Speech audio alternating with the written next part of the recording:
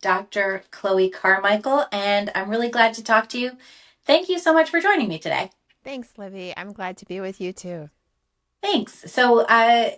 Chloe is the author of Can I Say That? She's been giving a lot of interviews about this book, and I'm really fascinated to hear what you have to say about it. You've also talked a lot about mental health and what's going on with mental health in America. There's a lot of prescription drugs going around, and so I wanted to talk to you about that. And maybe we can just start there. I've noticed that, we're both women, obviously, and I've noticed that there's sort of this perpetual medication of the condition of womanhood.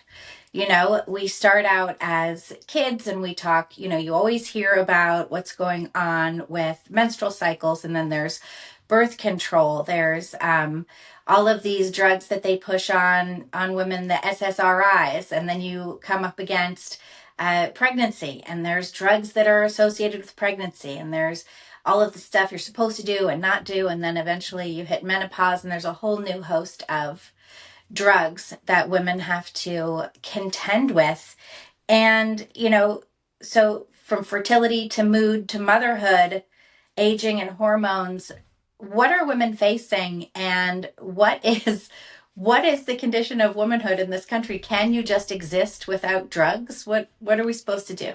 Yeah, I mean that's like a deep question because I mean, does the condition of womanhood even exist at all, right? I mean, as you said, you and I are both women, and for some people that is not even a definitive biological statement, right? Mm-hmm. But yeah, I feel like there's a lot of manipulation of the, as you put it, the condition of womanhood.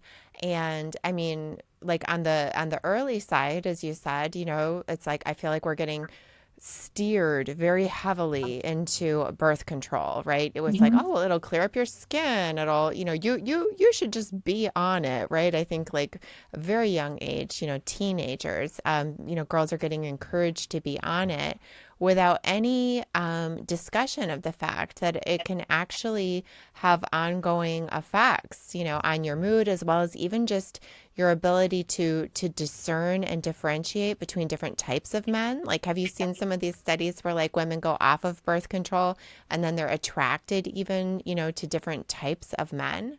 Is And that true? I oh, didn't realize that. absolutely. Yeah. Wow. And so then we postpone our, fertile years sometimes for so long because then we're also told that, we should go to college and get a job and, don't even think about men until you're 30 because you have to, quote, find yourself. And then by the time you're 30, well, then you feel like you got to lock it down, right, sometime soon if you want to have kids, and then they're like, oh, but then you can just freeze your eggs, right? And then people are into all these IVF treatments. It does feel like, as you put it, the condition of womanhood, there's this medicalization and therefore monetization Mm-hmm. of all of these types of experiences, instead of, I mean, I mean, I'm actually nearly 50 now and I Hmm. have an 8-year old, right? And Right. so I'm very, very fortunate that even though I waited very late, I actually still got to be a mom. But I know that a lot of women are just, they feel like they're just following directions. They feel like they're just doing the smart thing.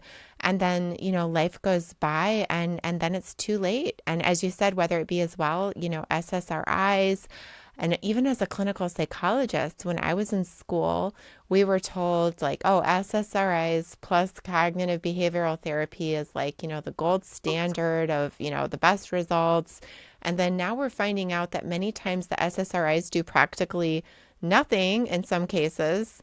And then one more little layer on top of all of this is what I feel is kind of the demonization of alcohol. So, Hmm. whereas it used to be kind of just fine to like go out for happy hour and have a drink Right. or two, but then now that's kind of viewed as like, well, that's supposedly so wrong, but then everybody can just be on SSRIs and that's totally fine. I'm like, it wouldn't surprise me if the SSRI companies were secretly underwriting all these reduce your alcohol consumption studies or something. I don't know. Yeah, I wonder about that too.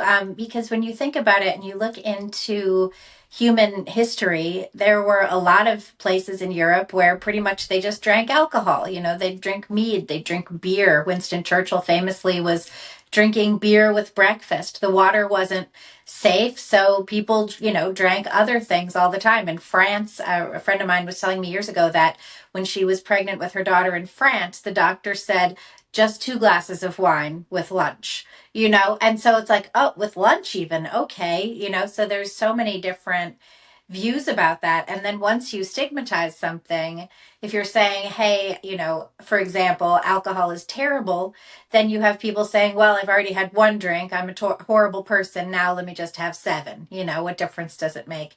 And you do have a situation where people are heavily drugged, but they think they're the okay drugs and they don't even recognize that they are drugged. And then there's been studies, I think people are looking at the association between SSRIs in young people and violence. And a lot of these drugs, you'll see when they advertise them, it says, you know, may cause suicidal thoughts. And you're like, well, that's the opposite of the goal of these things, Exactly. you And the know? fine print, yeah.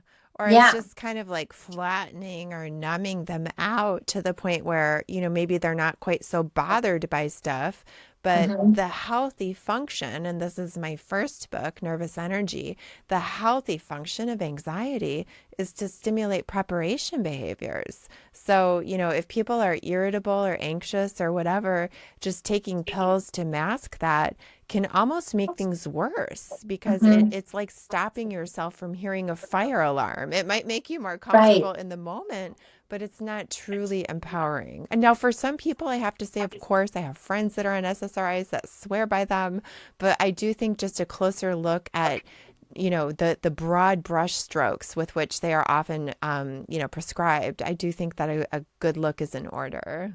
Why do you think so many middle aged women in America are prescribed these kinds of drugs? A few reasons. Okay, so of course, as I'm sure everybody knows, women are more agreeable, right? So just on a scale of, trait of agreeableness and personality, women are higher on that. So we're more likely to just, be compliant. If a doctor says like, well, maybe you should be on these, like we're more likely to just say, well, okay, right? Whereas a Right. man might have a little bit more of a disagreeable attitude and say, what are you saying? There's something wrong with me. I don't know if I need this or whatever. Now, men are more likely to be seeking treatment, I should say, for, substance abuse and things like that, though women are catching up. Now, another reason though, to your point, is to like, why are middle-aged women on these drugs? I must say, women are more likely to be on SSRIs if they never, checked the box in terms of marriage and children. Hmm. And that's not to say you can't get married and have a kid and then get divorced, and that's fine. But there's a lot of women, and I really do feel for them, that just simply they were just trying to do everything right. They were told, that it would be like weak to be dependent on a man, and so they should just, girl power, rah rah. And then they find themselves, in their early 30s, and it is a lot harder, I think, at that point in time to date. And next thing you know, you're kind of lonely and don't know how to put it together. And I think SSRIs can be a little bit of a comfort, that people can turn to in a situation like that.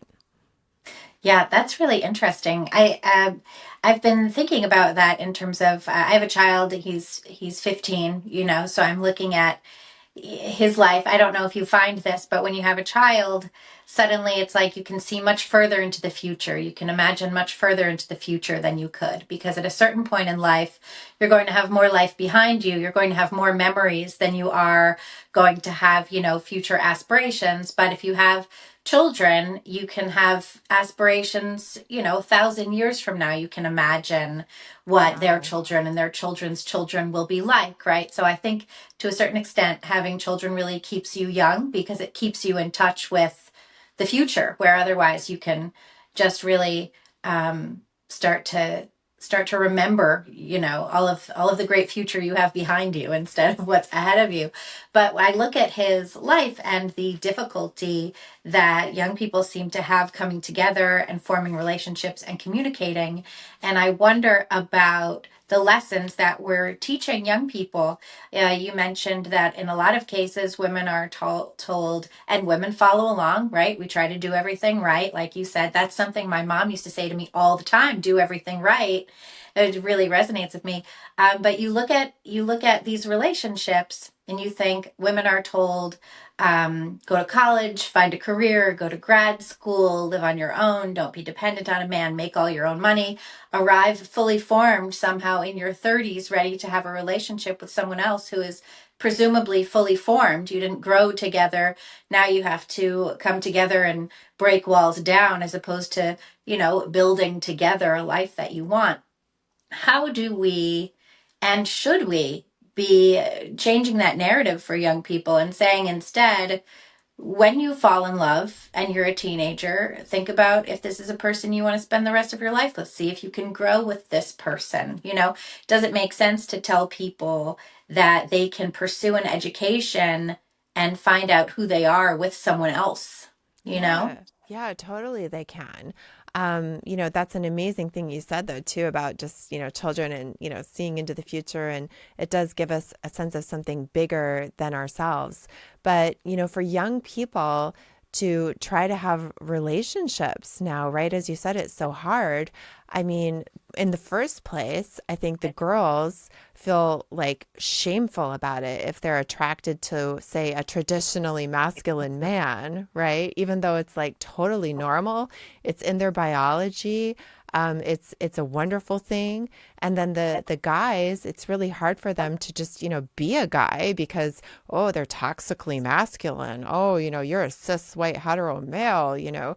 So I think a lot of, young men are kind of running and retreating into, whether it be the MGTOW or the incels or, suddenly like, well, I'll be non-binary or I'll be bi or I'll Right. be this, because there it's, and when we're really tinkering with just the idea of being a man, right? Or of a woman. I mean, I can't tell you how many times I've had very successful, young women in my office in New York, um, that it's like they tell me their deep, dirty secret is that they'd like to get married and have kids and have a man that wants to, provide and protect, and I mean, you think that they were saying that secretly they want to go kick a puppy, you know what I mean? Right. Like they say this as if it's like just this horrible shame, when, to your point, it's like, well, these are the things that would actually help them to go ahead and start being aware of what they need and what they want, and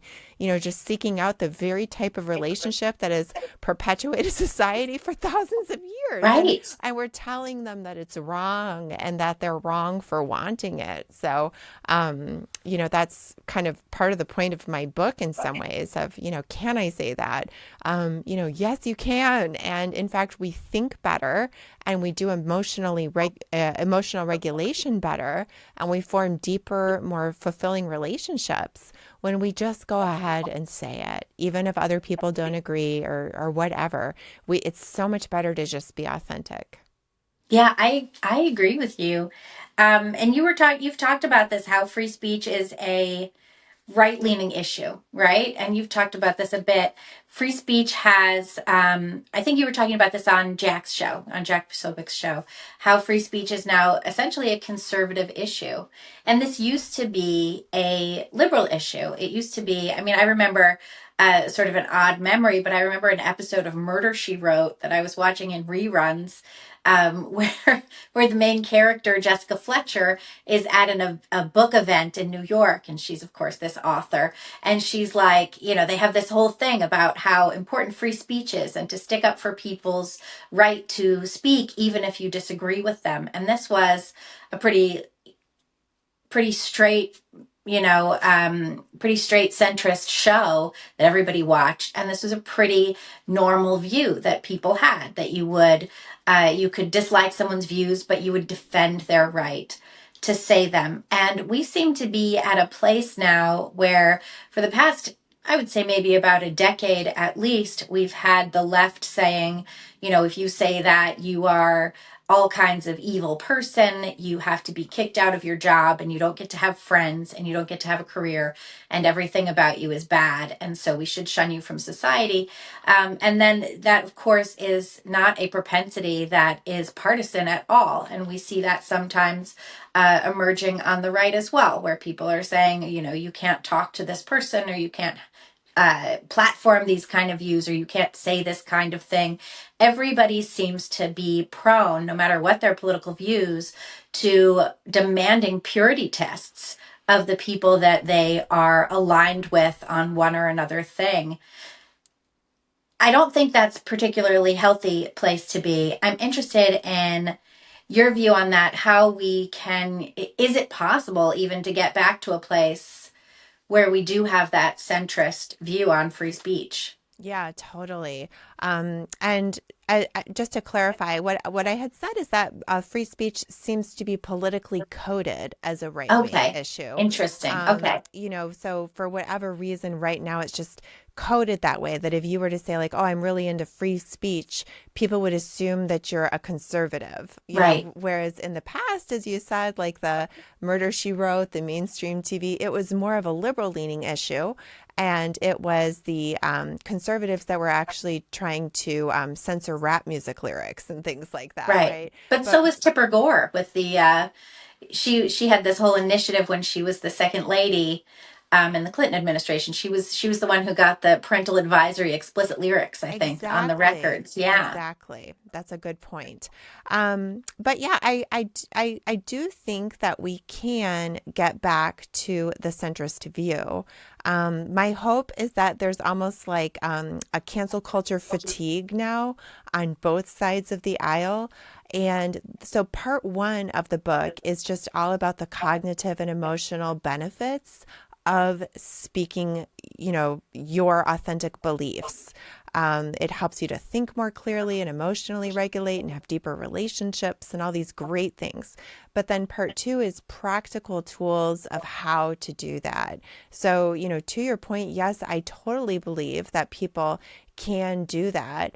I think the difficulty is that people on the left are currently under the belief that people on the right are Nazis and fascists and all these things. So in the book I share, for example, I think it was just like Pew Research. It was a completely mainstream poll that found that 78% of Democrats believe that the Republican Party has been taken over by racists, right? Okay. So I do think that it's liberals are so much more, and it's not just what I think, it's what the statistics show. Liberals are so much more likely to end a relationship over political differences. And that sounds bad, except when you think about, well, they're doing that because they genuinely believe, that their friend is, quote, Hitler. I don't want to be friends with Hitler either. Right. So one of the things that I encourage in the book through the techniques, to your point, Libby, of just how can we bring ourselves back to center, is we have to restore dialogue even with, I think, people that are being, jerks, right? So even if someone's, yelling at you at the Thanksgiving table that you're a racist and you're a fascist and blah, blah, blah, what I would urge a person to do who really wants to try to have free speech and open dialogue again, is to ask the person to explain why, to just keep asking questions, to challenge yourself. How many questions in a row can I ask this person before I feel like I have to jump in with my viewpoint? And then when they answer you, to just say, I want to recap back to you what you said. I just want to make sure that I really heard what you're saying. And the more that we do that to people, at a certain point, they tend to calm down a little bit. And then when you can see that they have calmed down a little bit, you can then say to them, do you want to hear what I think about this? And if they say no, well, obviously there's nothing you can do about that. We can't force dialogue on people. That's not really free speech, right? But Mhm. if they say yeah, well, then at least you've really set the table to potentially have a good conversation. So then you say, great, I will tell you what I think. But what I want you to do is to recap back to me what I say, just like I did to you, just to make sure that we're really hearing each other. Because when people's heart rates go above 100 beats per minute, they literally have a decreased cognitive capacity to actually understand what the other person is saying. That's why people get in these weird shouting Oh, matches and talk past each other. that's interesting. I didn't know that. That's really interesting. So it's because, like, when you're turning red, you actually really can't hear the other person. Yeah, it's not just a figure of speech. Like Right. they really can't hear each other. They're really like seeing red. And so that's why just slowing it down and making sure you're actually recapping back to hear what the other person has said and that they're hopefully doing the same thing for you. That will help a lot in terms of dialogue. So we have a situation now in New York where this kind of dialogue is probably extra essential, right? We just in New York City elected an avowed socialist mayor who, in his victory speech last night, he talked about single moms and grandparents. He talked about Uzbeks and Trinidadians. He talked about all kinds of people from all over the world. He did not mention America or Americans. He did not mention native born New Yorkers. He didn't mention any ethnicity that could be conceived of as a white person. He didn't mention fathers or families. So I think that we are looking at a situation in New York where there's not going to be a lot of dialogue between the different factions. What is, as someone who loves New York like I do, what is going to happen now with this city under a socialist mayor who also made the promise that in his administration, there will be no problem too big that government can't solve it, and no problem too small that it's not a concern. And that seems like a little much because my view of government personally is like, you go be over there and make sure the water is clean and comes to my house, Yeah. and that we're not getting bombed. And I'm going to stay over here and mind my business. You mind your business. I'll mind my business. I'll give you some money to make sure the roads are fixed, and we're good. This is sort Yeah. of. So what's going to happen in New York City? Wow, I mean, that's a good question. I think a lot of them are in for a big surprise because have you seen there's some social media clips where Mamdani voters are confronted with just somebody that's kind of speaking in a super friendly voice as if he is a Mamdani supporter Yes. himself. And he's like, oh, so yeah, like you totally agree with the Mamdani policy about X, Y, and Z and like, taking resources out of white neighborhoods or like Hmm. whatever it That's was. on the proposal on his website. Exactly. And then people are like totally alarmed by it, right? So I think it's possible that, people will start to learn a little bit more, just about who he actually is and, what it is. And that might spark some change. But I actually think that whole thing is, it's like a case study in groupthink. And Hmm. groupthink is a word, that gets tossed around a lot these days that people don't necessarily really know, what it is. But groupthink is the psychological phenomena that they say was responsible for, say, the Bay of Pigs disaster or the Challenger explosion, where you can have really intelligent people like New Yorkers, right? Mhm. Or like the group of, people that were, creating the Challenger or planning the Bay of Pigs. Um, really intelligent people. But when you have an illusion of unanimity, meaning you have this group of people and it's everybody thinks that everybody else thinks the same thing. And then you have what's called direct pressure upon dissenters, meaning anybody who does speak up feels like, they get their head bit off. You can start to have where the whole group kind of zombie walks into decisions that everybody looks back in retrospect and says that was totally irrational. How could we have done that? And that's because when we do repression and suppression and we go into denial about things, we're not using our whole brain to evaluate the situation. And I think that is what happened in New York. Again, because we Mhm. see it so clearly when Mamdani voters are confronted with actual clips of what he's actually said and they're horrified. I can only think that was just a case of groupthink. Now, I mean, I am kind of a militant optimist. So I do think about the fact, for example, that New York during the 80s, nobody thought it could ever come back, but it did. Hmm. So I do think that New York is headed towards something really awful. And I lived there for 20 years myself. Hmm. I adore New York. But I do think that they're in for a very rude awakening. But the good news is, I think they will wake up. Reality is undefeated, right? Reality is going to hit them in the face, I'm afraid. But at least it will hopefully make them vote differently. But the problem is, there is the voter fraud. My Hmm. husband was literally sent 8 mail in ballots that he didn't ask for, Oh and my they all goodness. had different versions of his name on them. That's crazy. I know. And this is like what we personally experienced. So I'm pretty sure that the voter, fraud game there is pretty bad. But Yeah. I do think that there's a possibility that we're going to get federal ID being required, or if they clean up the elections, I do think New York will have a chance to come back. Well, Texas they just voted last night to require, to make it so only citizens can vote in Texas. Of course, the New York City City Council a couple of years ago tried to make it so that immigrants, people with green cards but who are not citizens, are permitted to vote in local elections. And it took the High Court in New York State to say, no, you can't do that. But there's also in New York City, the law is that there can be no voter ID. The law is that you can sign your name and you just sign your name on your ballot. And I remember the first time I voted in New York, which was, I think it was 1996. I mean, it was a long time ago.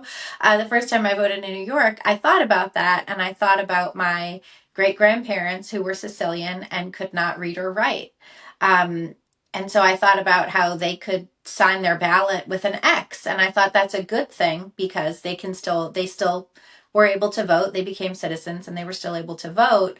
But in retrospect, I think who else was able to vote who should not have been voting, how easy it is when all you have to do is match a signature to defraud the entire electorate by having people vote who should not be voting. So I wonder what's going to happen. It would really take some changes in City Hall, and I also wonder how much of this stuff Mamdani could really push through. One of the things I think about is the notion of rent freezes for rent stabilized apartments. Because, of course, rent stabilized apartments, the landlords who have buildings that have rent stabilized apartments get big tax breaks in order to do that.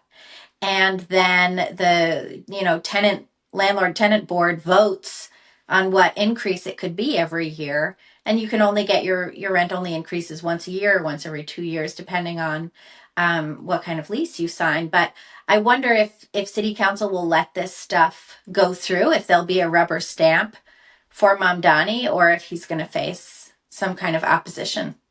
Well, the big thing I just think is that people have to be able to speak, because I'll tell you, when I lived there, I did not express myself, and I didn't really see the problem with it. I just said to myself, okay, I'm going to have more independent slash conservative views than everybody here. It's going to hurt my media relationships, my academic, relationships, all this other stuff. I'll just keep quiet. What does it matter? I didn't understand that it's like an emperor's new clothes situation, Mhm. that all it takes is even one voice, saying it. And then there's like, oh, well, guess what? There's a bunch of other people in the room, that feel the same way. So part of the point of my book is to give people tools to, like, quote, answer back, because if somebody tried to speak up against some of Mamdani's proposals, to your earlier point, they would get labeled as like, oh, well, you're a racist, sexist, bigot, homophobe. That's your problem, right? And so we need to find a way to answer back and to be able to say, hey, actually, if you really care about mental health, then you will not try to silence people, because, Mhm. this psychologist wrote a book talking about how being authentic is actually good for your mental health, and being able to hear other people's viewpoints and have viewpoint diversity is actually, mentally enriching for us. Because I do think until people start speaking up, it will not stop that train in New York. It has to start on a grassroots level, just like that insidious ideology began in a grassroots level. It's going to have to be taken out the same way. So people that are in New York or anywhere else that feel as if, they're the lone voice crying out in the wilderness, keep doing it. We just have to, because otherwise that illusion of unanimity sets in and the groupthink begins. Yeah, and then it becomes even harder to speak up. If hmm people want to pick up your book, where can they find it? Well, anywhere books are sold, and the easiest way, because I know Can I Say That Why Free Speech Matters and How to Use It Fearlessly is kind of a mouthful. So people can go to freespeechtoday.com, and at freespeechtoday.com, there's all the links and all my socials so that we can connect on social media as well as if you want to get the book. Okay, great. Thank you so much, Chloe. I appreciate it. Thanks, Libby.